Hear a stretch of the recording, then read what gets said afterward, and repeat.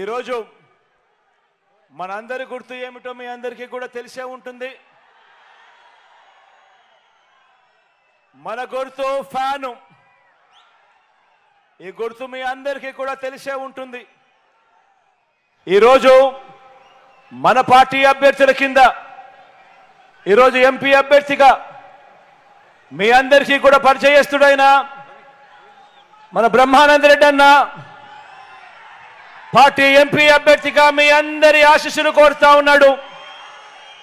మంచివాడు, మీ అందరి చల్లని దీవెనలు బ్రహ్మానంద రెడ్డి అన్న మీద ఉంచమని కోరుతా ఉన్నాను. అదేవిధంగా నంద్యాల ఎమ్మెల్యేగా మీ అందరికీ కూడా పరిచయస్తుడు నా సోదరుడు రవి నా పక్కనే ఉన్నాడు. మీ చల్లని దీవెనలు రవిపై కూడా ఉంచమని చెప్పి కూడా సవినయంగా కోరుతా ఉన్నాను. అదేవిధంగా పార్లమెంట్ ఎమ్మెల్యేగా మీ అందరికీ పరిచయస్తుడు భూపాలన్న ఉన్నాడు నా పక్కనే. రాంభూపాలన్న కూడా మీ చల్లని దీవెనలు ఆశీస్సులు ఇవ్వవలసిందిగా ప్రార్థిస్తా ఉన్నాను. అదేవిధంగా బనగానపల్లెకు మీ అందరికీ పరిచయం ఉన్న వ్యక్తి రామిరెడ్డి అన్నను అనే ఎమ్మెల్యే అభ్యర్థిగా మన పార్టీ తరఫున నిలబడతా ఉన్నాడు. మీ అందరి చల్లని ఆశీస్సులు రామిరెడ్డి అన్నపై కూడా ఉంచవలసిందిగా సవినయంగా వేడుకుంటా ఉన్నాను.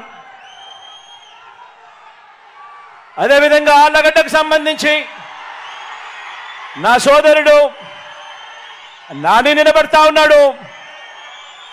నాని కూడా మీ చల్లని దీవెనలు ఆశీస్సులు ఇవ్వవలసిందిగా సవినయంగా కోరుతా ఉన్నాను. శ్రీశైలం అభ్యర్థిగా చక్రపాణి కూడా నిలబడతా ఉన్నాడు. మీ చల్లని ఆశీస్సులు చల్లని దీవెనలు అన్నపై కూడా ఉంచవలసిందిగా సవినయంగా వేడుకుంటా ఉన్నాను. అదేవిధంగా నందికొట్కూరు నుంచి మీ అందరికీ కూడా పరిచయం ఉన్న వ్యక్తి, డాక్టర్గా మంచి పేరున్న వ్యక్తి నిలబడతా ఉన్నాడు. చల్లని దీవెనలు ఆశీస్సులు ఉంచవలసిందిగా సవినయంగా కోరుతా ఉన్నాను. రాజా గురించి చెప్పాల్సిన పని లేదు. నా స్నేహితుడు, నాకు దగ్గరవాడు. మీ అందరి చల్లని ఆశీస్సులు రాజాపై కూడా ఇవ్వవలసిందిగా సవినయంగా ప్రార్థిస్తా ఉన్నాను.